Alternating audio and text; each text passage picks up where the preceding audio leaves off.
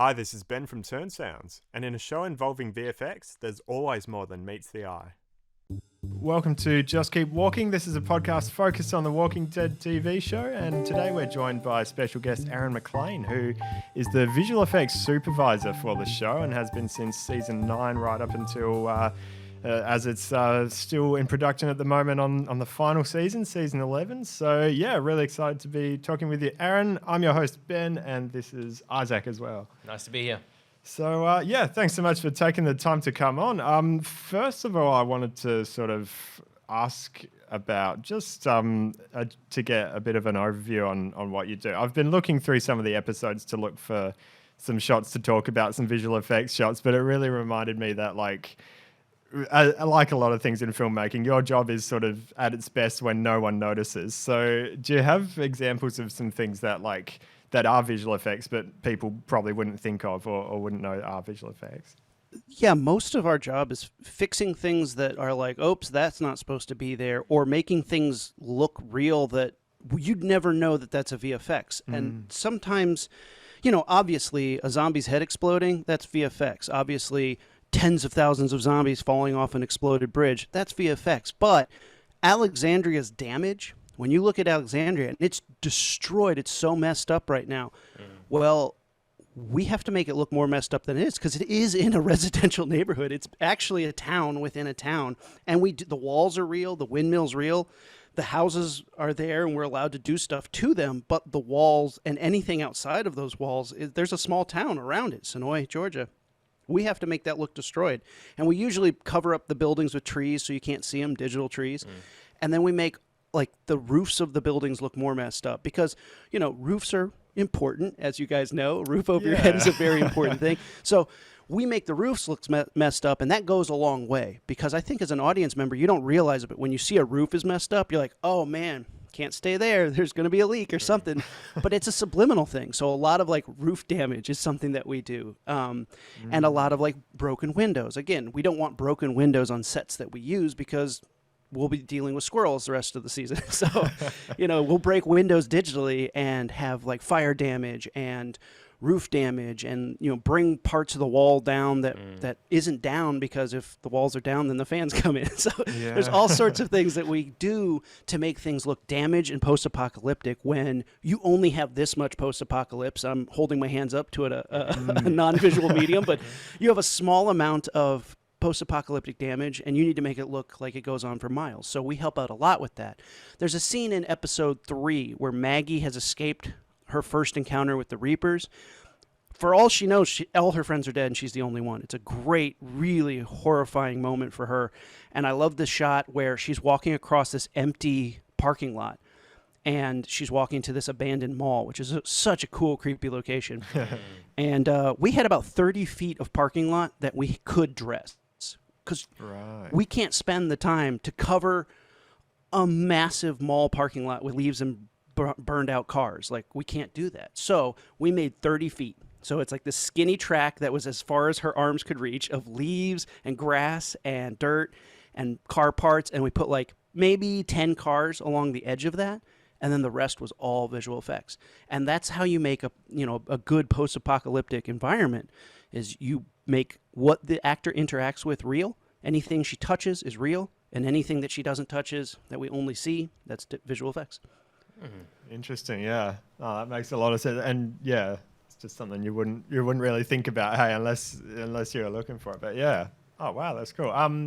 And are there sort of when it comes to the planning for that, because I take it you're involved in, like, you're on set and you're involved in the planning beforehand, are you sort of there from even a script level when they say we want to do this location or battle scene? Do you have to say, hey, well, we've got the budget for this? Like, how does that sort of process work?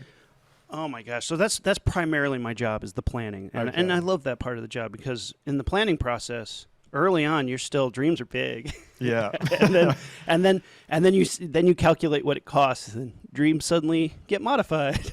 So we I get a script a few weeks before, like probably a week before we start shooting or planning. I shouldn't say shooting. Because it takes a week to plan. And then I get the script maybe the week before that. So I'll get a script and I read through it with my producer, Jamie Cernich. Big shout out to her because she makes so much happen behind the scenes with our team in LA. We'll read the script and go through and highlight every possible thing that we think is VFX. We highlight every single thing. Zombie kills, obvious. Well, maybe a set extension here. We've never been to this location. We're going to a new location. What could possibly be VFX there? We highlight it. And from that highlight thing, we build our budget. Spreadsheets, exciting. We're getting the exciting world of spreadsheets. But from that, we then go to about a week out, we have production meetings. And we take those spreadsheets to the production meetings. We go, guys, what about this? Oh, hey, what about that? And they're like, we'll get to it, guys. Okay, we'll have a meeting later. Okay, let's sideboard that. And then we don't talk about it until like the last 3 days. And they go, oh, yeah, we got to do this. And how much is that going to cost? And we go, this. And they go, and they all clutch their hearts in heart attack mode. Yeah. And then we figure out what to do. But it's all part of the plan. You know, we all figure out how to get things done to look the coolest. And you want to put money into what you see on screen. You want to put money into post-apocalyptic vistas. And you want to put money into zombie kills. You don't want to put money into things that aren't seen and don't enhance what you see.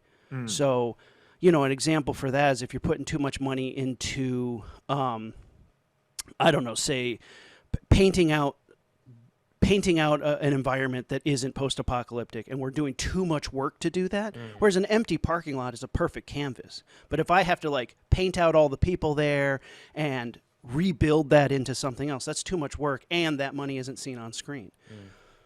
So there's a lot to figure out, and it's fun to read a script, and it's really exciting. I get really excited about it when you read the new script, because not only am I the first person, one of the first people in the world to get to read the script. But I also get to start coming up with ideas and how do we do this, how do we do that. And you just have to stay on your feet, though, because throughout the planning process, it will change 6 or 7 times. And then suddenly tomorrow you're shooting and, you know, hopefully this is the plan that sticks and you hope that it works. And so far it's been great. Well, I mean, I have an offshoot question from that. I mean, I try to stick to the cards here. But as far as, so you get your script then, and say you come across a key point in the story, but there's like no possible way with the budget that you could possibly do that effect. Say, for instance, that, okay, so the head's on pikes or whatever. For whatever reason, the effect wasn't going to be good enough or it wasn't in the budget. Do you then have to go back to the people and say, like, we're going to have to rewrite some of this because this is just not going to happen, or... I think we're far enough out from the script that we can talk about this. The heads on pike were not in the budget. Oh, wow. So, for whatever reason, pardon me, I'm going to take a little water. Yeah, sure, yeah. Enjoy. So the heads on pike was an amazing effect, and we were always planning to do a little bit to it. Like, there was always a little bit of VFX planned. But... the part that wasn't planned was there was a camera moved, and we hadn't planned for a camera move. Now, this might not even register to a lot of people, but if the camera's holding still, it's like painting a picture. It doesn't move. The camera doesn't move. All I need to do is paint digital elements on top of it. But when the camera moves and changes the perspective of what I see, suddenly I have to track that digitally, and that takes it into another stratosphere. And cost. So we had never planned on a camera move, and they wanted to do it. The director wanted to do it, and the producer said, we don't have time to change the plan. If this is what she wants to do, we'll find the money to do it. So that suddenly made how we had planned to do it very different, and that is where things got very expensive. And it was so difficult, because here's something to think about those heads on spikes. That is the last moment we see some of those characters, and they have to look like them. Yeah. And so when you're digitally putting a head on a spike, you know, there's that level of uncanny valley where it sort of looks like them, but not quite.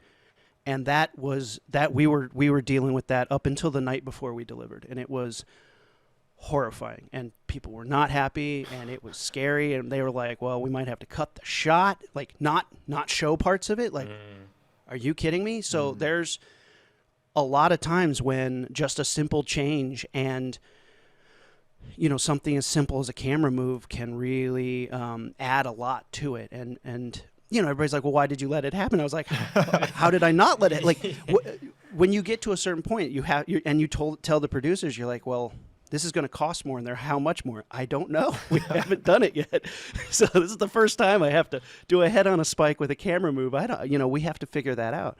And when you're on the spot, you think a lot of my job is trying to decide what train wreck do I want to clean up. Do I want this train wreck or this train wreck? And how messy is it going to be? And you have to make split decisions. So yeah, there's a lot of times I'll read something in a script and be like, there's no way we can afford that. Mm-hmm. So I come to the table with ideas that try and give you as much of that as they can have. And, I'm never going to tell somebody no. I want to come with the yeses. I want to come with the solutions. And I think that's a huge recommendation to anybody out there trying to get in the film industry is don't come to the table with a no. Come to the table with, I can do this, this, and this. How far does that get us? And then somebody goes, oh, what if we take option B and I do a little bit of this, practically, what if we bring this to the table?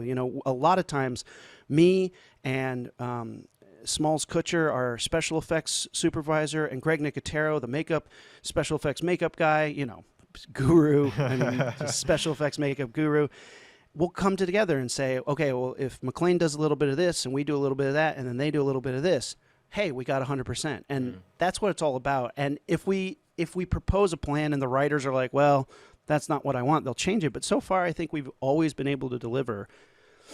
The bridge explodes. The Hwacha fires arrows into a crowd of zombies, landmines, whatever they want. We figure it out. And it's daunting for sure, but you're never in it alone. There's always a team around you, and somebody else's team is ready to help out. So that's the cool part about it. Yeah, interesting. Oh, that's the landmines you were mentioning towards the end, and I think you sent me through a few.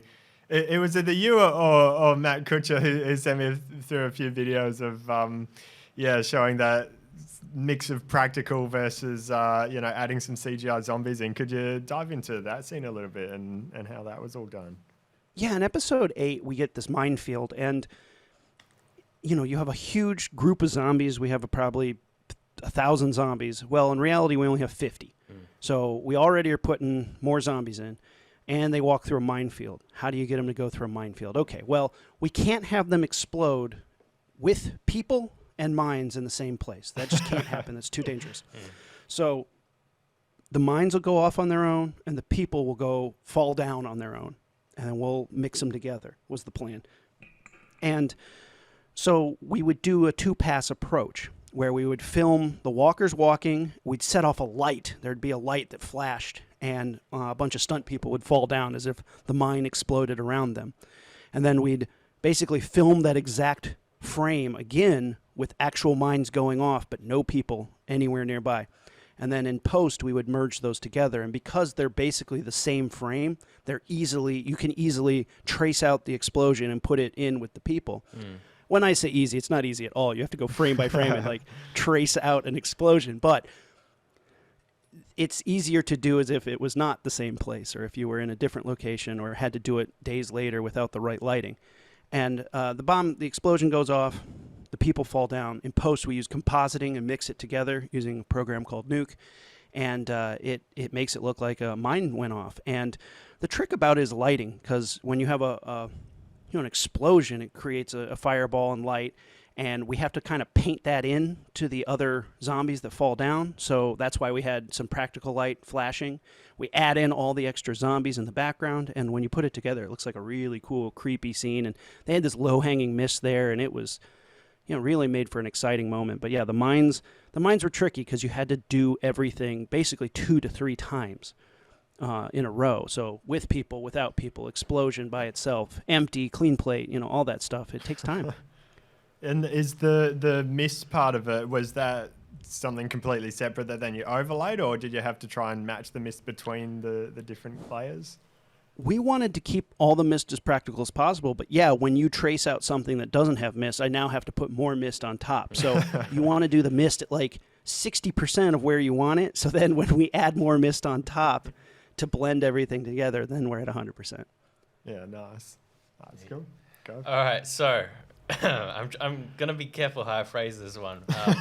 So obviously, like you say, so the best part about your job is to be able to create these seamless effects, which a lot of people won't even notice that they're effects. It just, you believe that it's part of the show or it's really happening. Unfortunately, a lot of what people remember, you know, you walk out of a film and someone say, I didn't like the way they did this, or this kind of sucked. Like, it's such a negative, you know how For it sure. is. Now, with that, there are two particular, before your time as well, there are two particular CGI, I'm not going to call them sins, all right? But there's Deer? Are you talking about the deer? We getting to the deer? I'll get to the deer. So there's the CDC building that explodes in Atlanta. That I think is just aged a little bit. But okay, you want to talk about the deer? You brought up the deer. Can you tell All me? right. Yeah. Yeah, so look, there's times when you run out of time, period. You run out of time. Or you ran out of money and you had to do what you had. And before my time, again, I had nothing to do with that deer or that CDC building. That CDC building was season 1. Season 1 is still using Action Essentials, like blood packs from Video Copilot. Like, With the which blood is, cross. I mean, Video Copilot. Yeah, Video Copilot is one of the greatest things on the planet. Action Essentials gave us all the ability to do some special effects and learn visual effects. I mean, that's where I got my start for sure. But like a AAA television show was still using like, that kind of stuff and those explosions in season 1. And nothing wrong with that, but they were very stock and very simple. And I just think that there could have been maybe a little more put into that. And I don't know. And again, knowing what I know, it could have been a money thing. It could have been a time thing. It could have been a producer who's just like, no, that's fine. Use that. And they're like, but this is like a stock element. No, totally fine. We like it. Okay, well, then that's what it is. So, yeah, that building. But again, in season 1, we were just so happy to see zombies on TV. I felt like that was more forgivable. The deer, basically what happened with the deer is they said, put a deer in this shot. Okay. So they went and filmed a deer from that angle to put the deer in. And then they changed the shot. Oh, no. And for whatever reason, they couldn't go back, and you can't go reshoot a deer. Like that took time. They had to go shoot a deer on a farm. This guy had a deer. And well, now it's at a different angle, so it doesn't look right. And for whatever reason, whether again, producers or, there's so many people at this point involved with who says yes and who says no, that they're just like, make it work, and they ran out of time. And what needed to happen was either go back to the original plate that you had chosen or reshoot the deer, and neither of those things could happen in the time. Because once you get to post, you're going so full steam ahead, like the Titanic, that you can yell iceberg all day. They can't turn the ship around. So it's either cut the shot or change the shot or do this or do that. But when you change the shot, suddenly that affects sound or that affect, it's a toppling card. So there's choices that get made. And unfortunately, the choice was, well, you guys get one shot that y'all cringe about and talk about on the internet for years to come. Like you literally have 2 weeks to figure something out. So in 2 weeks, I can't, and there's lots of fixes in hindsight. And, we've had our own deer in the first episode. I've had a deer that I thought was like, and that turned into, it was fine. I don't think we got razzed as hard about that deer in 1101, 1001? 1001. Yeah, that deer could feed 200 people. Yeah. Well, any deer can feed 200 people. We didn't need to make the She-Hulk of deers. Like this deer was just bulked out of her mind. And they were like, well, she got to feed 200 people. Well, we have a lot of people who don't know anything about deers deciding what deers are supposed to look like. And I'm like, no, here, this is a deer. This is what they look like. They don't need to be roided out to feed 200 people. They all are like 300-pound animals regardless of what they are. But again, you can tell things to people all day. They don't have to listen, and it's not. At a certain point, you just say, we'll do the best job we can with the direction that we're given, and we go from there. And it's fine. You live with the ones, and it's funny that, like, a deer is the sticking point. But, like, there's plenty of things that we have that we, that are frustrating, that when they leave your hands. But at the end of the day, you've done hundreds of things that people cheer at and people are excited about and that you're super proud of. So, the 1 or 2 shots that get away, you can't let those haunt you for too long. And that's what our show's all about anyway. Like, we have nothing but mad appreciation for that. Same. Yeah, I understand that for sure. A couple of scenes and shots that I want to ask about. One which was really interesting and definitely as we watched it for the first time seemed just really seamless was when Michonne's having her hallucinations and sort of going back in time to the Negan lineup, and she's there holding the bat, and there were a bunch of scenes there. I can imagine that would have been a bit of a challenge on your end, trying to sort of cut those things together. That is such a cool episode. That might be one of my favorite episodes. Sharat Raju directed, and getting to come back to the hallucination. Anytime we get to do hallucination, man, I have a blast. And hallucinations are so fun to come up with because you have a lot of freedom, but it's also, it scares people because they're just like, what can we do? We can do anything you want. We can do anything you want here. It can get really exciting. And this is kind of a bread and butter of mine. I've been doing hallucinations since my first job as VFX supervisor. I did a movie called Rites of Passage where Christian Slater was tripping on meth the whole time and saw like a talking sock monkey and everything was moving and tripping, and it was so fun to do. But in this episode that you're mentioning, so Michonne has drinking the magic tea, and she is she's kind of tripping hard. And she goes back through the lineup, an alternate timeline, and we needed to find footage of the lineup that wasn't necessarily used, but big enough that we could insert Michonne into the shot. Now, as you remember, the problem is Michonne is in the lineup. So we had to paint her out every time. And we had to paint out other characters who in this flashback had already been killed.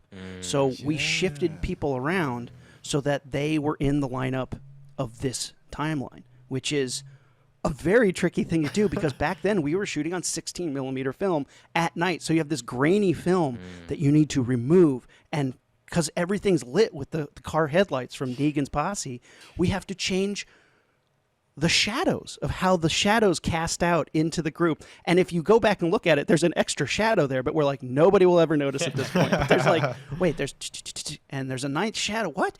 So we're painting her out, shifting Abraham over because she was in the middle and pushing it all back into place. And then finding the shots where like there's a side shot where she bends down and looks at Rick. We spent a lot of time starting with the footage where you look at the footage and there's a shot where Rick looks up, and we manipulated his eyes to be at the right level because he was looking up to Negan, but we made it look straight forward, and Michonne bends down into the shot. What a cool shot. What a cold shot. So ice cold. And then she raises the bat, and we added more smoke in digitally to match the smoke in all the other shots because there's that haze that hangs over everything. And that was just so fun to come back to one of the most iconic scenes in the whole franchise. Yeah, wow. Man. Even the eyeline and stuff, like I would have never thought that was a digital thing because like I just assumed he was looking at Negan and you'd swapped the character out or something, but yeah, that's a lot of work. We had to paint all the blood. We had to paint all the blood off of Rick because he had already had blood splatter on him because I think somebody had been killed next to him already at that point in the thing. So we had painted the blood off of his face. Gee. Yeah, that's intense. That's such a fun one. I love that episode. A couple of others that sort of stood out as potential visual effects. One was Aaron's arm. Obviously, once he's got it in the metal thing, that's an easy practical solution. But when it first gets cut off and he's lying there on the bed, was that a CG solution, or was he sort of just hiding his arm under the bed? How was that done? So there was talk about that, but again, you're always chasing time, money, and what it will look like, and whose time and whose money is getting spent. And when you're on set, that is not the time to be wasting time because we have very little. You have basically 10 hours, 11, 13 hours to shoot something. That's it. That's all you got. So drilling a hole in a bed that we need to come back to, show again, it's a cot, so when you cut a hole in it, you're kind of messing with the integrity of it, so then he's going to be like slimping. So we just put his arm in a sock and put his arm on the bed in a way that was easy to remove. And when he first got his arm cut off, it's a blue sock. Now, we've been trying to do a shot where we get to show his arm with the arm off, and VFX the arm away. And it's just been a money thing. Like, it's just been a time and money thing. And we've even filmed some scenes where, like, yeah, we're going to do that. And then they cut the scene because of time or whatever. And I was like, no, why is that gone? They're like, well, we don't really, the episode's running long, and that just doesn't seem like a shot we need to spend. And it's like, no, please. Yeah. But yeah, I really would love to do that at some point. But we'll see. You never know what we can do in the future. But it's the arm is just a really cool thing. Like the full-on Captain Hook thing in Peter Pan, like the raw stump and everything shot. Yeah, I would love to do. I would love to do a raw stump shot so that we see him like put it on. And we've, like I said, we've even filmed it before and just never got to put it in the final show. Yeah, that's cool. Have you got another question there? Oh, gee, so many. Can I jump to miniatures? Yeah, go for it. So I'm such a fan of miniatures. I'm seeing them inserted into. Just about everything from like Indiana Jones, Star Wars, just to name two. But as far as how they could work in this show, like have you used any? Is there a history of that in the show, and is it prohibitively expensive, or because they do hold up, like, don't they?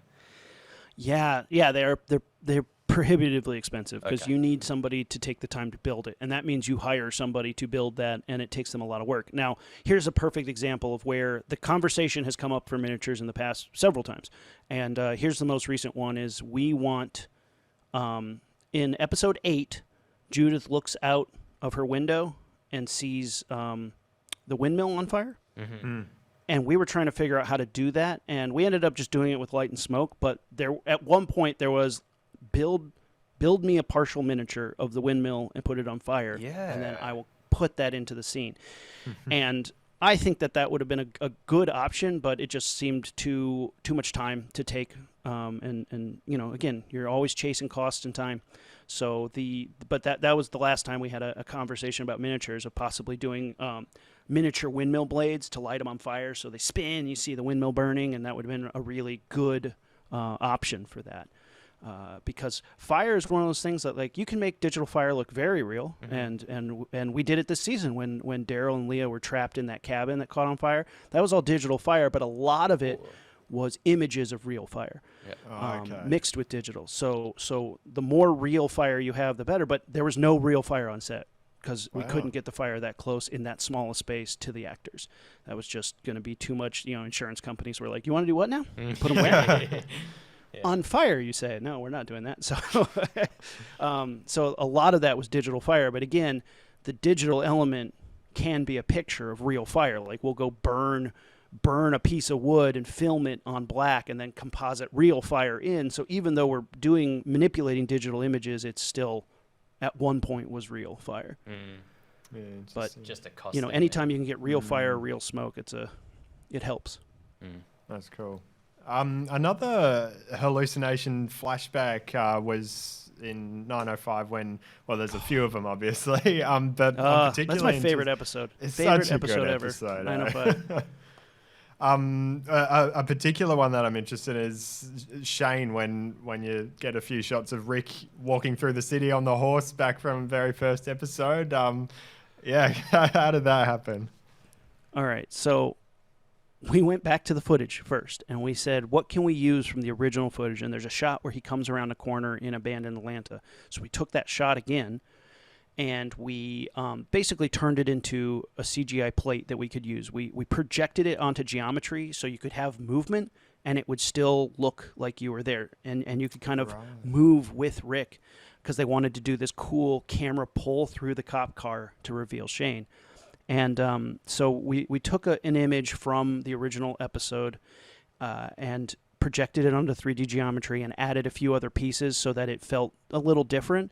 And then we took a horse onto a blue screen and had Andy hop on there bleeding, because the whole episode he's bleeding, and then walked the horse towards the cop car, and the camera pulled through the window of the cop car, and the horse came right up to it, and it worked, and that was a crazy shot. But there were some very, very interesting problems with that, is that the distance he needed to travel versus the distance we had to travel were very different.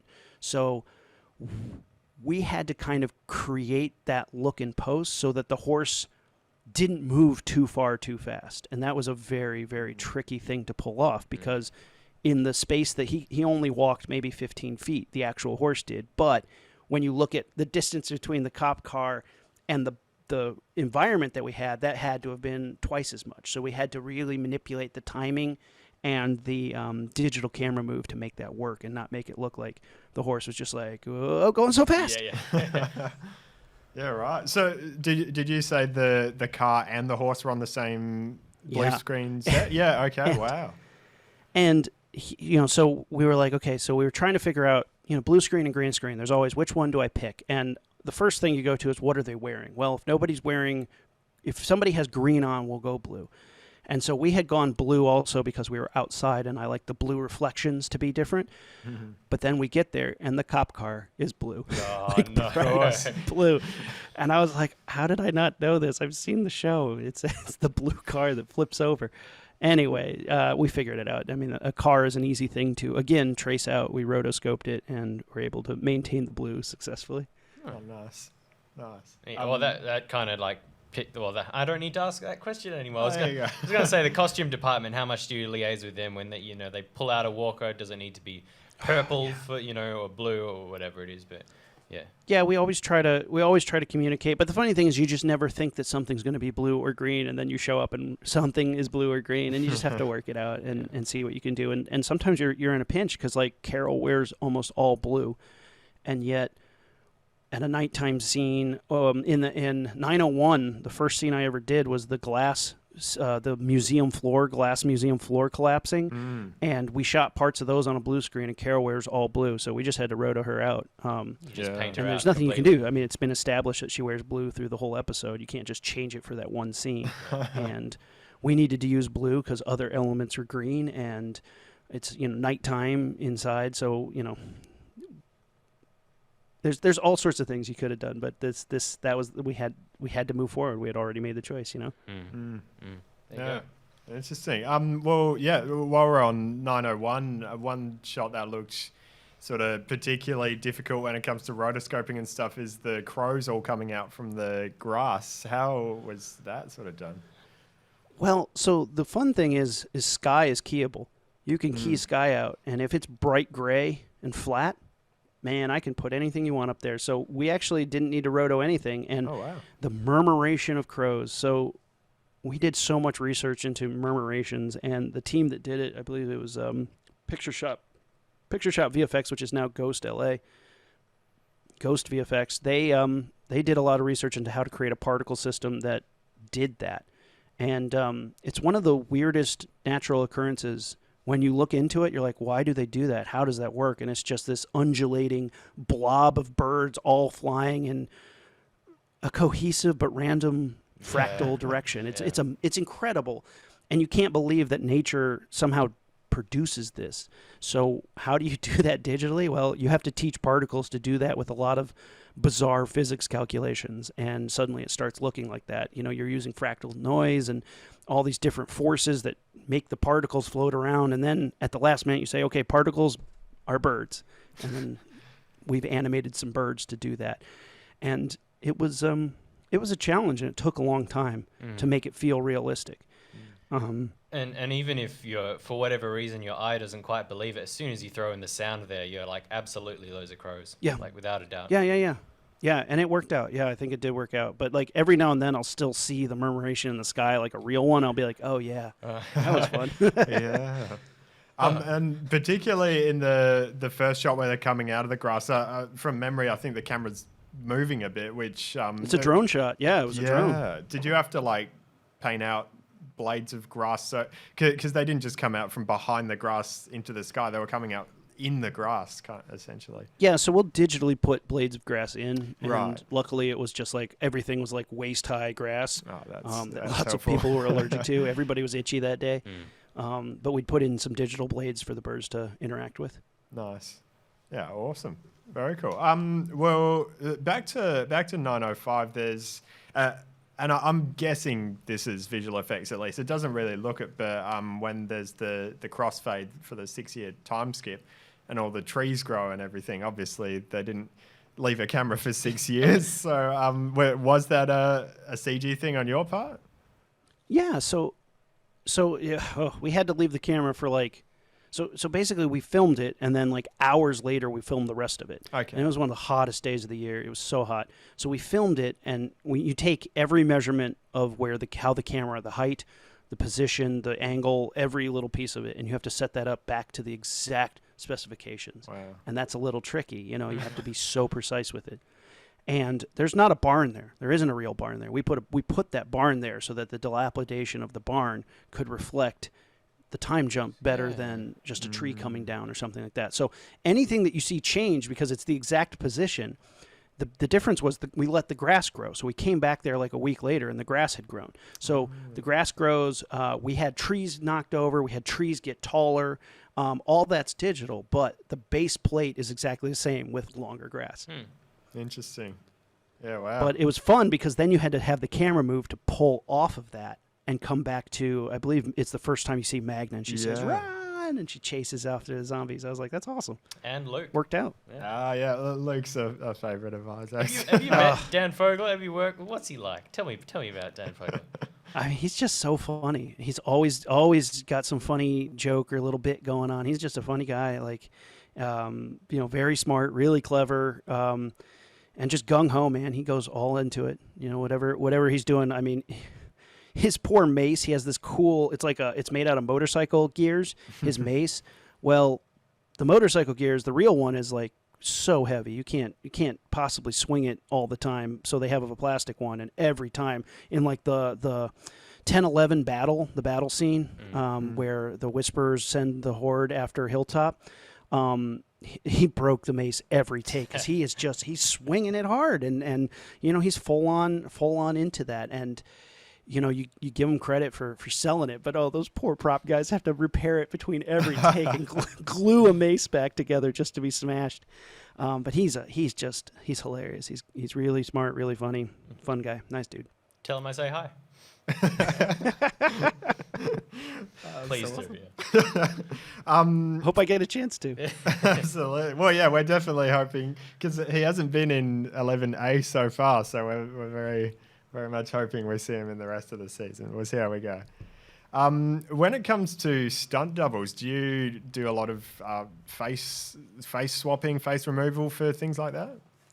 Luckily, no. We have great stunt doubles, like uncanny stunt doubles, and a lot of times we'll do more face blurring, where it's like use that motion blur to like smudge a face up, just lick your finger and just smudge the screen a little bit. We've done it a couple of times, yes, but it's difficult, very difficult. It's getting easier though because of deepfake. So like we did it less for stunt doubles, but here's Negan. He was de-aged about 10 years. So that was all done with deepfake technology, where the computer would scan his face, and then we would input pictures of his face younger over and over and over again, and then the computer would recognize his face and add that makeup to him. So he looked 10 years younger. Now, as a funny thing, it's like he looks younger, but he has also lost maybe 20 pounds since he was younger. So if we wanted to add 20 pounds to him, we'd have to do it with makeup and padding, and they didn't want to put him through all the makeup because, again, these were the COVID episodes where things were so uncertain. We didn't know if, we didn't want people that close to him the whole time. So we just did it with makeup. So he looks better than he ever did. He's slim, he's young, he's 20 pounds down, he's looking great. Yeah. But it's funny because people are like, he did look young, but even when he was that young, he was never that thin. So it's kind of funny. But I think it was a very successful use of de-aging, and I think it looked really subtle, but also effective to do the back in time stuff. Because Ben mentioned this to me just before we started, and I had absolutely no idea. And he mentioned that you can take the screen grabs from like Watchmen or whatever. But I thought to myself, wasn't he really tubby in Watchmen as well? Like. So there you go. I mean, he was bigger, yeah, for sure. Yeah.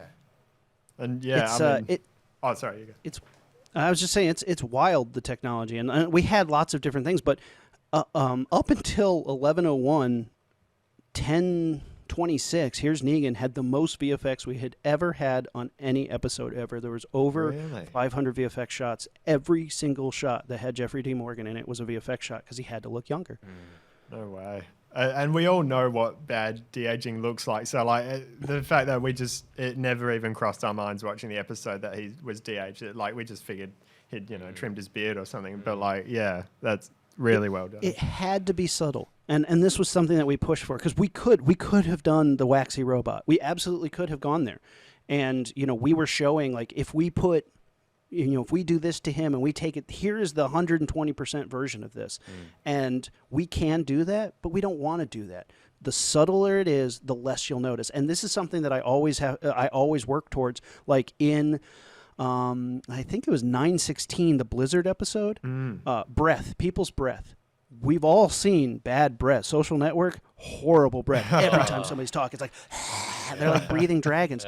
You need like 7 shots at the top of the scene and 7 at the end, and then you fade it out in the middle so that you're not noticing it every time they talk. Maybe if there's a moment where they go and breathe into their hands, sure, add a little bit there. Find the spots where it makes sense, but show it at the top, show it at the bottom, and in the middle, let it be very subtle, because then you're not spending the money, and you're also not constantly reminding people, hey guys, it's cold. Remember? Wink, wink, wink. And it's funny that like naturally, if you filmed a scene in the cold, you don't notice it that badly. But when it's digital, you notice it constantly. And I think people were saying that we did a better job than Game of Thrones did on a cold episode. Right. And I that was a big point of pride for me that we did it right, because it's got to be very subtle and just enough to remind you that it's cold, but not enough to hammer you over the head that you're like, oh my God, look at all those silly breaths.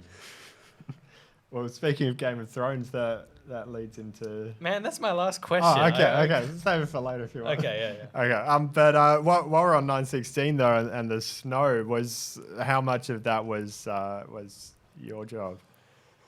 Ooh, so it was a huge undertaking, man. We had so much soap snow, practical snow, flaky powder paper snow, and digital snow, like everything. It was the whole gambit. We had real, we had fake, we had digital. It was all there. And basically, digital would take over when you needed something obscured. So like if we needed foreground stuff to, like, I can't see what's in front of me, it's so heavy, we would add a lot of fake digital snow. Or if we needed like that punctuating gust of wind and make a cool little whip of snowflakes fly past the screen to really accentuate something or make it very cinematic, we would do that. But there was so much practical snow. And we went to the Pinewood Studios here in Atlanta, which is now a different studio name, but we went to one of their largest stages and built a massive set. And it's the river crossing set, and it's the like snow plains, and it's part of Alexandria, and the little shed where Lydia and Carol have a confrontation, and it was such a huge set. It went for hundreds of feet, and they filled it with fake snow, and they just had the fans blowing all the time, and the snow's going the whole time, and it was like you actually felt cold because you saw so much snow. Yeah, that was such a fun episode. I it's obvious why it can't be done all the time, but it was at least fun to get it for one episode. It was so cool. And then on the last day of filming, it actually snowed. Which no was way. Like, what? Yeah, a little flurries, but you were just like, no way. So not enough to get on camera? Yeah, parts of it. So there's a shot where Daryl walks up to Hilltop, and there's a frozen zombie standing there, and he smashes the walker in the head with his bow and the crossbow, and the head explodes. There's a couple actual real flakes floating through. Yeah. Nice. Oh, well, I mean, with all the fake stuff on the ground. It's good at least that it was cold. It wasn't like a summer day. Everyone had to wear 5 layers of clothes. Yeah. Some people get so hot. I think some people, when they're in the furs and the leather, and it's just like, oh, you wish it was winter. It's so hot. Yeah. Definitely. With the spider in this is episode 6 of season 11. You replied to my comment on Instagram about this a little while ago. The episode opens with a shot of just a spider, and it moves its legs slightly. We spent like 10 minutes talking about that on the podcast, debating whether it was like real and the actors actually ran into it, or if it was what was going on. We couldn't crack it, but yeah, you said it was a matter of manipulating the legs or something. Could you tell us about that? Yeah, so this is funny because it's one of those situations where everybody can read the exact same script, and then when you get to set, our interpretation of what that is very different. Right. And I thought it was a tiny spider. We show up, and this spider is as big as my hand, and it's a fake spider. I think it's a freeze-dried spider. You can buy, taxidermied spiders. So it was a real spider that had been freeze-dried, and you have to. Clever. So like I just want to say like no spiders were harmed in the making of this film. Like you have to go through channels and prove to the animal ASPCA, you have to prove where you got any specimen from. Wow. So like when there's a dead rabbit or there's a dead deer or something, a lot of times it's an actual, it's like stuffed taxidermied animal with like sand in it so you can carry it. But you have to prove where you got it from. You have to prove receipts. Like it's a lot of hoops to jump through when you have a not alive dead animal. Even so this spider was taxidermied. Say what? Even a spider, an insect, nonetheless. Oh yeah. You have to prove everything that you didn't just go. But it's like this spider's like some Thai cave spider or something from Thailand. Like, all right. We certainly did not go get this thing, but it was big and scary. And it's about the big as my hand. We were all like, okay, that's the spider. And we sprayed the webs. The webbing is hot glue webbing. So you take hot glue, like a hot glue gun, just a regular hot glue gun, and you run air through the nozzle, and you hook it up to a compressor, and you heat it up, and it just sprays webs. So they made the webs that you could run through, and we put the spider on there and filmed it, and our actors ran through it. And then in post, we digitally manipulated the spider legs so that he could move a little bit. And it worked out pretty well. Again, subtlety enough to make you go, is that spider alive? Whoa. It's Definitely. good. And this is, again, one of those things where you get the script, we open in on spider, characters run through spider. Do you not at that point just put the script down and be like, what? Like, well, I had planned it to be a digital spider. I was like, okay, well, here's a digital spider. We'll have some dew. We need the reflection from the water, and the spider will move. But the web, a digital spider web is so damn hard. Like, somebody has to make every thread of that, draw that into a spider web. And how long it takes a spider to do that? It takes a human 6-7 times as long. Spider webs are very difficult to do. But we're going to figure it, we're figuring it out. And it's like Marvel, for Spider-Man, they had to create, they created programs that could do spider webs. I don't have that. I have to do that from scratch. So we're trying to figure out spider web. So luckily we had practical and were able to do it practically, and it worked out really well. Yeah. dude. Very cool. A big one, obviously, which coincided with the whole COVID shutdown, was the cliff scene at the end of 1016. And I've heard as well from Cassidy McLane mentioned in an interview that they went back and reshot that a few months later. Was that a VFX thing, or how did that whole thing pan out? Man, what a cool sequence, though. So here's the tricky thing. You read that, and again, this is a big VFX sequence. We know it. So we went out to this farm here in Georgia, and they carved the cliff face into the farm, into the edge of this like hill. Just a hill, not a cliff. It was a hill. They cut half the hill out, dug it down about 8 feet, and that was our cliff. And it's 8 feet because you need it to be safe enough for stunt people to fall into pads. So we put 2 big porta-pit pads down at the bottom, and stunt people would fall off the cliff. I mean, we had about 8 stunt people, and we had about 50 zombies. So to that end, we need to make that look like a cliffside that is embedded in this beautiful location. So we have giant blue screens up on one side of the cliff that you can look into, and we would extend that off into all directions, distances to this beautiful vista. This is Ghost Copenhagen doing this. So we have teams all over the world. So these guys are in Copenhagen, and they're the ones setting this up. And the problem is we have a scene to film in the morning. And they're like, oh, this will take 4 hours. 6 hours later, you're eating into your time, because what they're filming down in the field is a swamp. And to get into the swamp and out of the swamp, it's muddy. And they're having to lay down track, and things are getting caught in the swamp. And you're just losing time. Nobody's fault. Just a horrible, oops, didn't know this was going to be a swamp, huh? That stinks. So by the time, then they have to hike up the hill to the top of this cliff. By the time we get there, we have 4 hours to film the biggest scene of the season, like this massive scene closer, and it was just very difficult because you're on the side of a hill, you have cranes, you have all this stuff. Everybody still has to be very safe because, again, 8 feet for a stuntman, he's fine with that, but like nobody else can get anywhere near this. And so we needed to shoot more to just really get the scene and get more of it. So we came back to LA and we rebuilt the edge of the cliff, but we didn't dig it down. It's just the edge of the cliff rocks. We brought the rocks from Georgia to LA, went out to a field, put the rocks in the ground and put a big blue screen behind it. And then that's what we used to kind of fill in all the gaps and all the pieces. And it luckily was able to work really well. And I think the scene is really effective, but those pieces were really important because it's some of the connective tissue and some of the emotional tissue. Because, like, you know, when we're in Georgia and we have stuntmen, we got to use the stuntmen, but that sometimes takes away from the time it takes for the actors to get the emotional beats. And you really, I mean, at the end of the day, sure, stuntmen falling off a cliff is cool, but if the emotion isn't there, that scene is just not as good as it could be. So we really needed those cool moments for Cassidy and Carol, and really give them the chance to make that scene the emotional beat that it is. And you know, on the day, it just there was no time. You know, you're rushing through everything, so you get a little bit of them, and you get a little bit of this, and you get people falling off a cliff. And so we just needed all those extra pieces to make it fantastic, and they just killed it.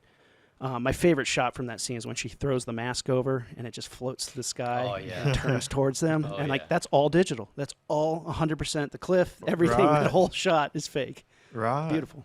Was there any reference material for that, or you completely made it from scratch?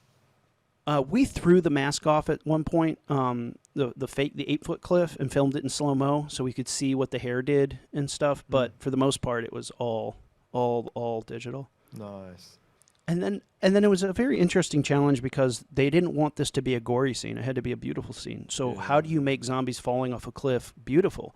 Well, you don't show them hit. That was a big part of it. And I was like, please, just one. And they're like, no, it's got to be. I was like, okay. But then I was on board when I saw how it ended and how it all came together. It was beautiful. And I was all on board for how nice it came together. And just the zombies in slow motion. Like, you wanted to make that ethereal. And that was just something, like, with the sunlight and the cliff, you just really wanted to make something kind of bizarrely, morosely beautiful.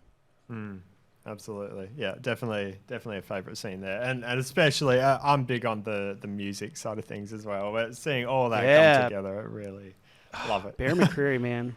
Treasure. Absolutely.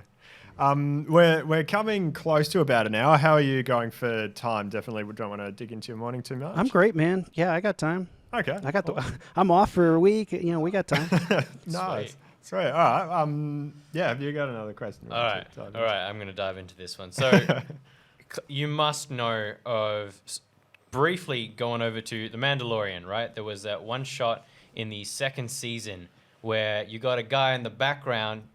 I think he was just one of the crew members in jeans, and he's half sticking out in the corridor.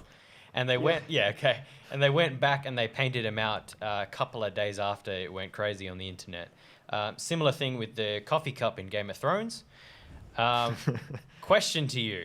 Once post-production is all finished and it's been aired to TV, before the DVD release comes along, do you actually go back and re-edit anything? Is there anything? Yeah. Yeah. A lot of times. A lot of times there's one more version of a shot that goes to the DVD, and it's just slightly tighter than what airs. Really? And it's just, I don't have any specific times where that happens, but there are times where a post-producer will say, you know, I want one more shot at this, and they'll have them do one more version just to tighten it up a little bit more.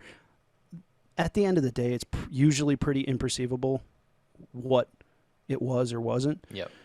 You know, slightly more debris here or slightly faster on the timing of the blood. You know, it's usually very minute.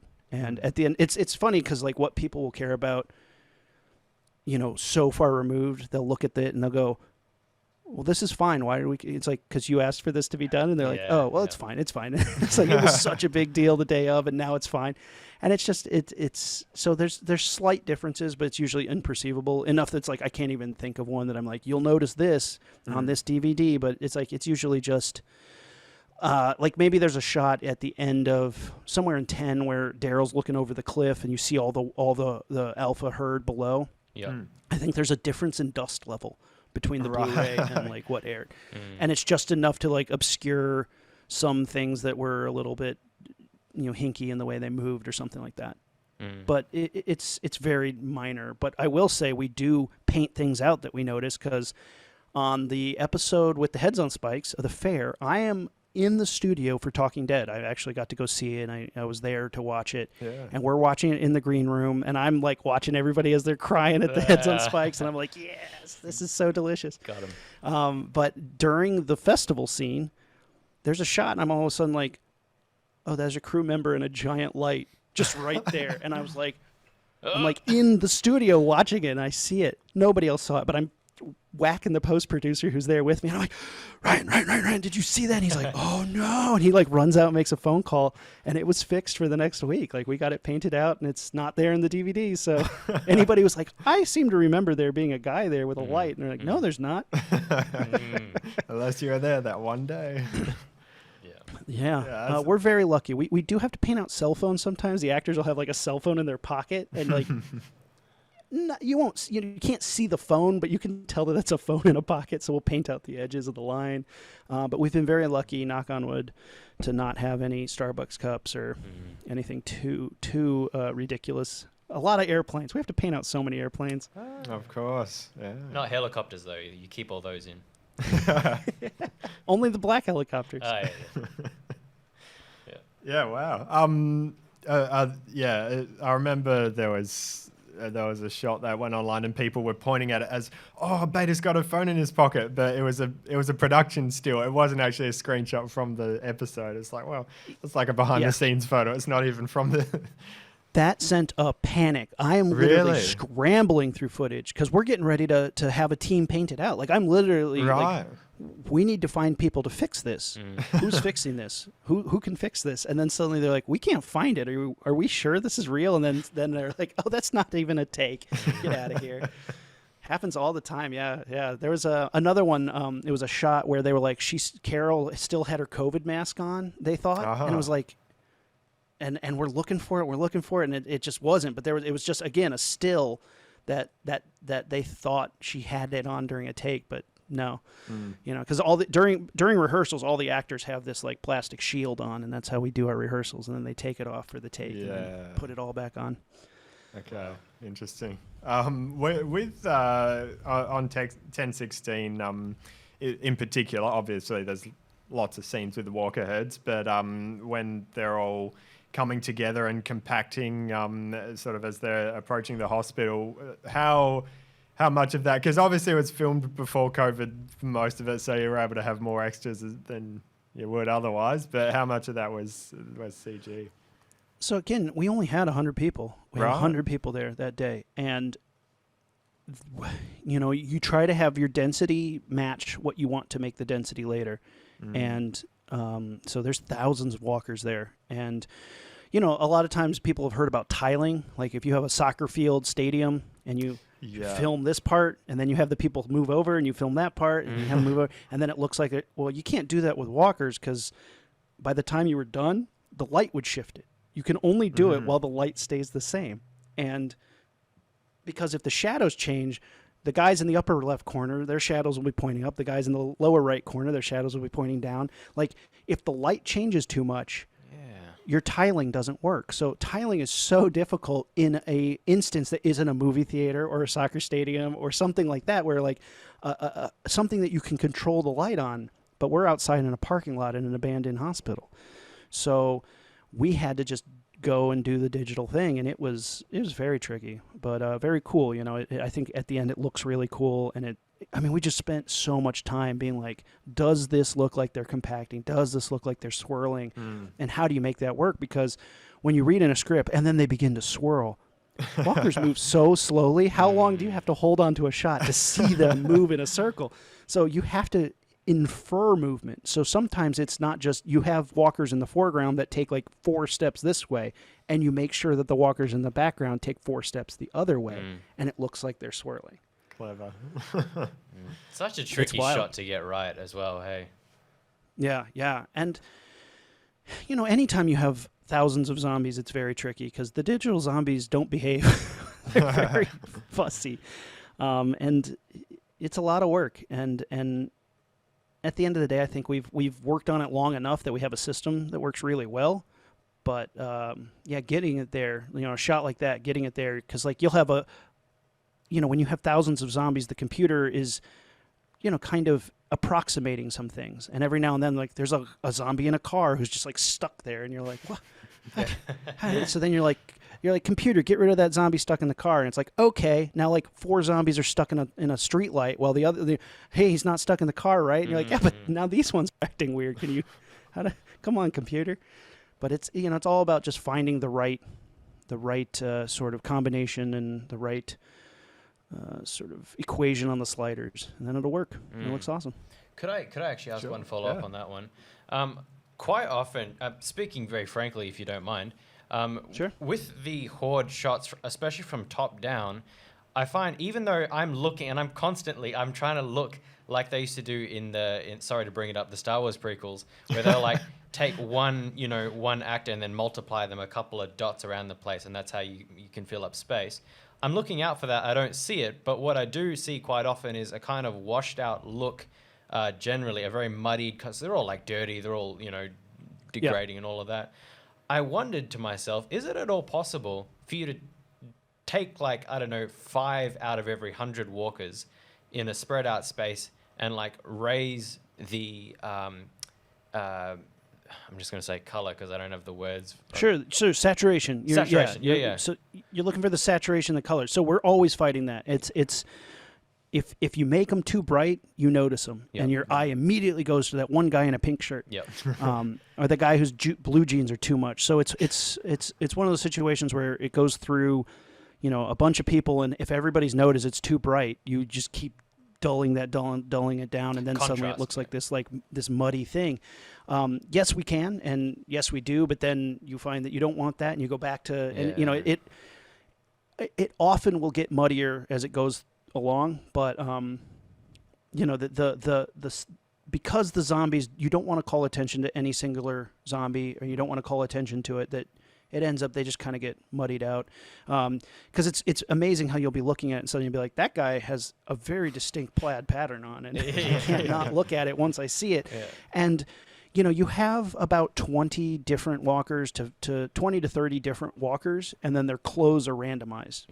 And you have about 20 different patterns and 20 different colors or whatever it is, and they just like and it just shifts it through all of them. And you're trying to make it as diverse as possible without standing out, so that people aren't focused on exactly what you're trying to do. Instead they're watching, like, you try to focus them to the thing that you're looking at, and that's why I'll try and put the ones that are brighter near what I want you to look at, and just muddy out everything in the edges, so that you're not drawn to anything or focusing on something that isn't the cool part of the shot. Because I will say you did that absolutely brilliantly with the Beta top-down shot, where Beta's leading that horde, the "We are the end of the world" things.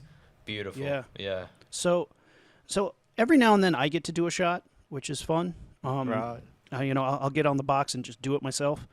And one of the ones that I got to do is when Beta is tripping and the walkers turn towards him and start talking, like just moving their mouths, and they're like glitching out. I came up with that look, and just they were like, I do about 6 different versions and show it to the showrunner and show it to the producers, and they pick the one that they like, and then we refine that and refine that and refine that. And we wanted to make it like he's almost glitching out, like Beta's glitching out. And I took it from sort of a personal experience of I was on a medication for a while. When I came off of it, everything started to feel like glitchy, like a week. Yeah, like it was a sleeping medication. So like afterwards, you're like, oh, everything's weird. So I kind of based it off that. And so like literally the zombies, it's like what's real and what isn't is fading through. So like they're not looking at him, they're not talking. So every now and then they would just like flip around and switch and like change position, and everything's just moving all at once in a weird, trippy way. So that was fun. I also did when Daryl got blood in his eyes fighting Alpha, that first person blood in the eye vision. I did that myself, which was, you're when you start from scratch like that, and you're like, how do you do that? Like, how do you make liquid, and how do you make the refraction? And you want to be able to tell that it's Alpha, but you don't want to be able to see that we didn't have enough zombies or whatever the situation may be. You're trying to hide something, but you're also trying to show enough. So it's fun to come up with that stuff. I like doing that. Yeah, that's fun. Yeah, it definitely makes sense, like to have it in there for things like that, where it's important for you to know how much the character can and can't see. Like, because if we're just we see him with blood in his eyes, we're like, oh, can he see through that or not? So yeah, that's a tricky one. Hey. And it also helps explain how, like, Alpha's not. She's a brutal fighter, but if Daryl could see, he could beat her. Mm-hmm. So you had to show that he can't see, he's hindered, and that's why she's getting in these pot shots at him and cutting him up. Interesting. Yeah. With arrows, I take it most of them are CGI. Even is it even when someone's pulling back a bow? Is there ever a practical arrow in there, or is it all CGI? Yeah, arrows are the worst, but here's the deal with arrows. So arrows are very tricky, and recently online we just saw the behind the scenes of Hawkeye, and it just makes me want to barf because he's literally just holding like a foam stick. Yeah. He doesn't even have a bow. There's no string. He doesn't even have the quiver on his back. He's just pulling arrows and boom, boom, boom. Arrows are so hard because they're so expensive, and there's so many aspects to it. So we have what are called the fixed arrows, and the fixed bow is a bow with an arrow, and it's attached to the string, so it can't even fire. It's attached to the string, and that's just for aiming. They hold it, they walk around the corner, they aim. Okay, that's great. But the hardest thing to do is draw a bow, fire, reload, and draw again. So for all of those, there's so many things happening. If you want to do that in the same shot, it is almost all digital. And so when we do the firing of the bow, they draw a real arrow. They pretend to put it on the bow, but they don't. It's never notched. It just they just hold it up to there, and they drop it out of frame and then draw back nothing and let go of the string. And the strings have all been like sort of, de-strung a little bit, so they're not as hard, and they're actually way wobblier than they should be, but we get away with it. Because if you drew back an actual bow and let go, it could snap and pop your eye out or something. So it's a very loose string. So then they dry fire that. We'll put the arrow in, send it where it needs to go, and then continue on. So a lot of times it's a hide where they drop the arrow. You got to hide where you drop the real arrow, and that's tricky. And tracking it in, again, every frame has to be tracked in. And when you're doing this big sweeping shot of them swinging around with their arrow, it's a lot of work. And is that a matter of like the fingers as well when they drop the arrows, like manipulating all that?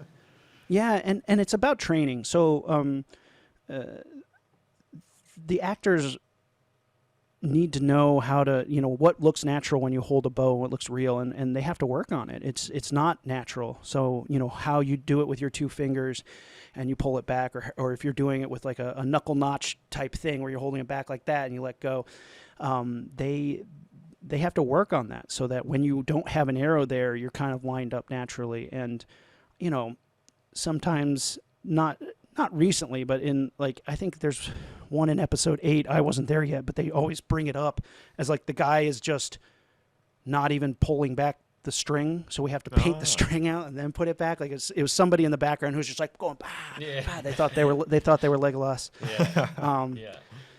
So arrows can be a lot of work, but at the end it looks really good, and it's hard when there's again, one of my favorite episodes is the battle at Hilltop, where it was 10-11 and 10-12 or 10-13, where Hilltop's on fire and there's the battle in the field. There's a scene where all these people draw arrows and fire, and they keep firing. Well, I have to go down that line looking at it and paint out every time they drop an arrow and paint an arrow in and fire. And it worked, but it's just a lot of work when you have all the people lined up. But that's the classic Archer shot. A bunch of people lined up. Gotta have it. So you gotta have it, but that's the trickiest thing to do because everybody's dropping arrows at different times, and it's just it's wild. Yeah. Crazy. One other just specific shot that I had, which is definitely a favorite of mine just for the symbolism and stuff, is back in 906, right after the time skip, when there's a walker that has like worms growing out of him, which is kind of gross, but it's kind of beautiful in the thematic sense. How much of that was like practical? Because it looks like a real guy there. In the tree. And he's like stuck in the tree in the Birdlands. Yeah, that's the one. Yeah. Yeah. So, oh man, they did this beautiful shot, and we were like, "Can we put real worms on him?" And the animal control, the animal protection person who's there, like they're on set. There's a animal police person on set who's like, make sure that the animals are treated with respect and treated and like get the breaks. Sir, I'm Question, sorry. yes, sir. A fly lands on the director, and he goes, "Does the guy run up on set and go, oi?" One year, somebody poured alcohol on not drinking alcohol, rubbing alcohol on a pile of ants, and they got in trouble. Wow. Like, you can't mess with nature. Wow. Which I appreciate, but come on, the ants were biting people. So I don't. But it's funny though, because it's like if there's a wasp's nest, we can go up and spray the hell out of it with wasp killer. We can kill the wasps. Well, so I appreciate though, especially when we have all the horses and our horse team, they are so good to the horses. So, the person who's there to make sure everything's done safely is just a fail-safe. They're just there to report on it, and everybody treats the animals and the creatures with respect. So I don't think it's ever been an issue, but they're there to make sure. And we were like, "Can we put a worm on this walker?" And they're like, "Are you breaking the worm?" And we're like, "No." Well, what are you going to do with the worm when it's done? And the guy was like, "Fishing." But he didn't say it. He didn't. He said, we'll let him go. We'll put him in the ground. And so they said, "Yeah, okay, as long as you're not gluing them in place." So we couldn't glue them in. So when they made the makeup, they made little pockets for worms to go into, and they literally put worms crawling out of the guy's eyes and crawling through his chest, and it was so amazing because the worm actually just started like going to town and like crawling. Normally worms are like tiny, and this one like stretched himself out and was like crawling through the rib cage, and it looked great. And then we digitally put a bird on the shoulder, and it was funny because how we did that was I had this little stick, a green stick with little bird legs on it that I had made out of wire, and I would walk up next to the walker and drop the bird stick on his shoulder, so it made a depression on his shoulder. It made a little it made his shoulder move, and then he like reacted to the worm being pulled out, and that the worm that gets pulled out of his eye is digital, but everything else was real. Yeah, that's crazy. I'm sorry. So you're there and you're having like a beautiful steak sandwich for lunch. Is that a problem on set? The cow wasn't ever on set. Okay.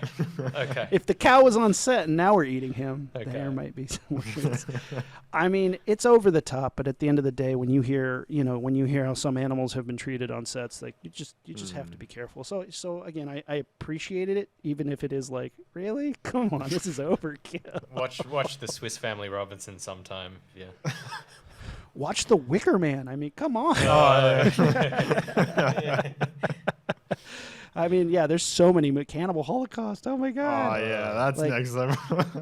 Yeah, so there's a reason why it happens, but at the same time, like we're like, obviously nobody's here to hurt any of these animals, but we keep killing horses off. So yeah. Yeah. Well, is that when it comes to the obviously in 03, I think we had Carol killing the horse. That looked pretty legit. Is any things like that? Do you step in, or is that mostly practical?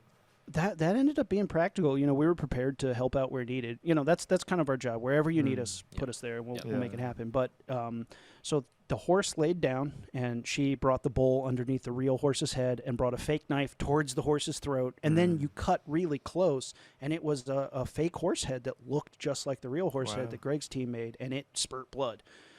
So she does the motion, and then you're then very close up on not a real horse, and it worked out. It worked out great, and it's all in how you film it. Because if you go too wide, you can tell, you might be able to tell. So you just have to stay close, and how you shoot things is really important, especially when you're trying to get away with it. It's all magic tricks.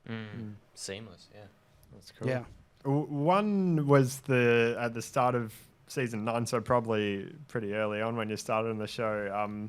When they riding into Washington, you've got the one walker with his mouth kind of sagging open, and you can see through it to see what's going on behind. How did that happen? So you could see all the way through to the Washington Monument, which again, we're in Atlanta, so I'm painting out the Atlanta Superdome, the dome in the background, the Benz Stadium or whatever it is. We're shooting at the Atlanta Capitol, the state capitol, and so this walker with his jaw hung off. They had a practical jaw that kind of hung and swung, and then the actual actor his lower half of his jaw is painted green, and then we digitally replaced it, the whole thing, like the whole lower half of his face was digitally replaced, so it had like a swing to it, and you could see right through it. And then we got clean plates, so you could put what's behind there. Those were super fun. I love that shot. And doing stuff for like Washington D.C. was really cool. We talked about arrows, which has pretty much satisfied my question. I was going to ask what's the one thing that pops up and you go, oh, this again. But it seems that arrows is that thing. Or is there anything else? I mean, arrows are animals. You know, anytime I have to create an animal that I haven't created before, it's always a tricky sort of headache. Because you have to find it, you have to animate it. We have to find the model or make the model. Are we matching it to something? Are we not matching it to something?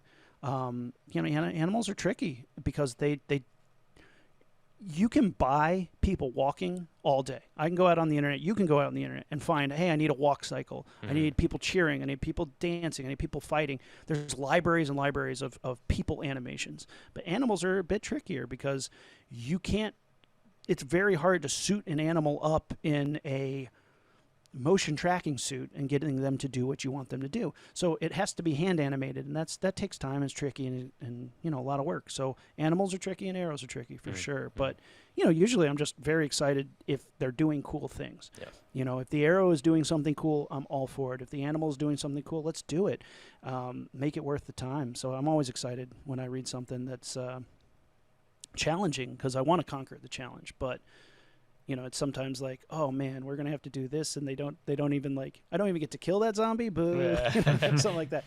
But it's always pretty good. Can I bring one up? There's one that I want to talk about that because it's like some of my favorite episodes. I think it was 9/11, the battle in Hilltop. The first walker that gets decapitated by Eugene's like electric wire. How we pulled that off is insane. So we had to figure out how to get a walker to walk out into a field, walk into a wire, struggle against it as it severed her head, and then her head pops off and falls down, while there's a bunch of walkers behind them. So the way we did this was we filmed a single stunt walker walk out into a field while people carried a blue screen that was lit. It had the lights attached to it behind her and walked behind her with the blue screen while the Steadicam followed behind. Wow. And they literally like hobbling behind her as she walks into a real wire that two people were holding up off screen and struggled against it with her neck. And then when they said, it's time for her head to pop off, they dropped the wire and she fell out, she would fall out of screen. And so that way you can isolate her to be the digital walker, the one walker whose head pops off, because we can take her head off, and now we have to put the things behind her. So then we did the exact same move with the Steadicam with a bunch of people walking, leaving room for that one walker. And then when they get to the wire, they just stopped and kind of like pretended there was a wire there walking. And putting it all together, that was one of those ones you're like, I hope this works, because this looks silly as heck. There's people holding a blue screen behind somebody as we walk, but it worked out really well, and that's like one of my favorite shots. And it severs through her neck, and you see it like glowing inside the skin, and the sparks are popping, and then the head pops off, and then she falls down, and then all the walkers walk into the line, and it's cutting into their skin, and sparks are flying, and just really cool. That one was really, really cool. That's cool. Are there any others that you'd particularly like to talk about? Oh man, I mean, we just got to do so many fun ones. Like some of my favorite ones are small detail things, like when they go to the movie theater to try and find the projector and the projector bulb, and Jerry stabs this walker up through the mouth, and you can see the blade inside his mouth, and the blood drips down the blade. Like, that's just a small thing, but takes a lot of work and just sells that shot so much. And that's just one of those things that I love to be able to do, is like when you can see something that we didn't have to do that. We could have made the mouth dark and never see what's in there, but to put a digital blade inside a guy's mouth and watch the blood drip down it and out the handle down to his hand was so cool. Trying to figure out just how to do the big set pieces. The bridge explosion was so difficult because we had a real bridge, and we needed to film it. And I have a video on my phone because my data wrangler is also the drone pilot. Oh, wow. And when we're doing that bridge explosion, we have 9 cameras set up on it. We have the drone in the air. We have 50 gallons of gasoline on it. And my video, you just see him rolling on it, and the bridge explodes, and you hear somebody go, "Were we rolling?" Oh. So there was a miscommunication, and literally everybody was rolling, everybody got it, but there was a miscommunication, and it went off before they were ready to yell action. But luckily everybody, but the drone pilot, he's like, I heard somebody start counting, so I just hit the button. That's And so lucky. he had literally, like, what a hero. He had literally like less than a second before that thing went off to get it, and it looks great. We got the drone shot, we got the bridge blowing up, but like the explosion's practical, but the bridge collapsing and everything around it is digital. We added that, and then Ghost Copenhagen did all the walkers. That's why they did the cliff sequence too, because they did all the walkers falling. Right. Oh, that was Goodbye Kansas, actually. Goodbye Kansas did all the walkers falling off the bridge on fire, which looked amazing. But the water's all digital too, because the water needed to be dangerous. That's why they couldn't just like get a boat or like create a ferry. They needed the bridge because the water below is fast and dangerous. So every time you see the water, it's digital water going super fast. I mean, there's so many cool bits and cool symbolizations, and I love the Field of the Dead when he like goes through the door and is in a field of dead bodies of people that he knows. And again, we had like 50 or 60 people, and they brought in a bunch of like dummies of people that you recognize. Like there's a Carl in there, and there's a Rick in there, and not Rick, Shane's in there, and a bunch of like Herschel's hat. You see him in there, and there's Abraham, and you see all these bodies. Those were dummies of life casts from those people, and you brought them in, lay them on the floor, and then we just extended that out in all directions, and it's just one of those striking shots that I'll always be really, really proud of. Definitely. Were any of them just real people lying down, or it was all? Yeah. We had about 50 real people lying down. Yeah, but as far as the characters go, like Shane, was that just John Bernthal lying there, or was that a dummy? I think we had Daryl and Carol and Maggie, like any of the actors who were there still, but like some of the people who had passed, or like we don't have them anymore. Yeah. So that was a lot, but but getting to do again that last scene with Herschel and Rick. I mean, that was the last scene he ever did. Yeah. And getting to do that was like that felt monumentous. That felt special. And to shoot that on they're in a barn with a blue screen out it, and we went and filmed with a drone a sunset to be, and like it just turned into one of the most beautiful sunsets ever, as if it knew that like that was going to be in a very important shot, like some of the last shots that you could have. To put that guy in, and to have to be able to do that and be able to make that, and it was just so beautiful, and the colors that came out of it. But where we shot that is where the heads on spikes are. Oh, really? So it's the exact same boy. hilltop. Yeah, that's the same hilltop where Rick slits Negan's throat at the tree. Right. The tree is just down the hill. Yeah. So the tree with the stained glass is just down the hill. We were right on the ridge with the heads on spikes, and then you can just see on forever. And so that's where we got that sunset from, and it was stunning. Yeah.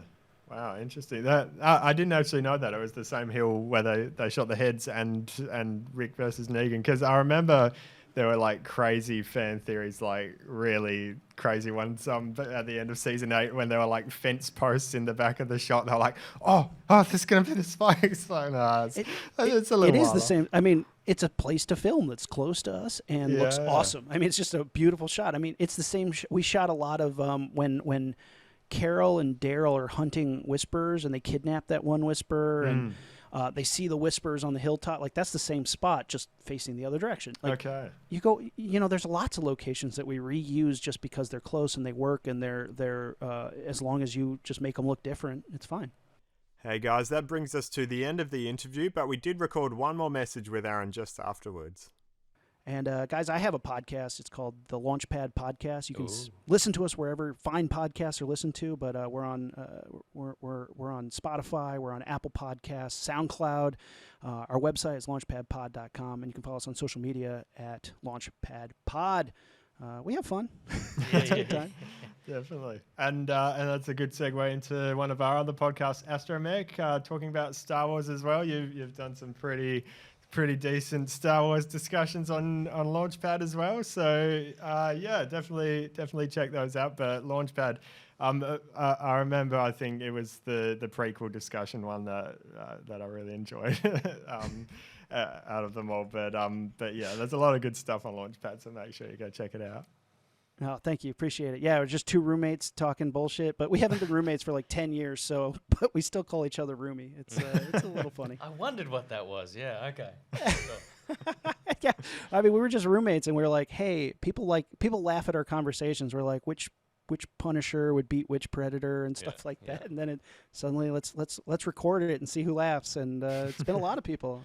We're in 26 different countries and have a lot of listeners, so we appreciate all them. And hopefully you guys check us out, the Launchpad Pod. Thanks, guys, for listening. I really hope you enjoyed that interview with Aaron McLane. One other insight I had just afterwards, as I was thinking about it, was that it was quite good that Negan was thinner in the flashback episode, because it almost, for the story, works quite well, showing that as the head of the Saviors, he actually put on a bit of weight, showing how good he had it compared to all the people under him. So, yeah, I thought that was just an interesting kind of observation and kind of a random thing that worked out quite well for the story, showing that he almost had it better as the head of the Saviors than he had pre-apocalypse. So yeah, there you go. That's just a random thought, but I definitely, we really enjoyed speaking with Aaron and hoping to do it again at the end of the series once season 11's wrapped up. So stay tuned for that. And if you have any other feedback, suggestions, or questions, then feel free to head to turnsounds.com. You can contact us there through the Contact Us page or email info@turnsounds.com. And we've also got Instagram and Facebook as well. So thank you so much for listening, and we'll catch you next time.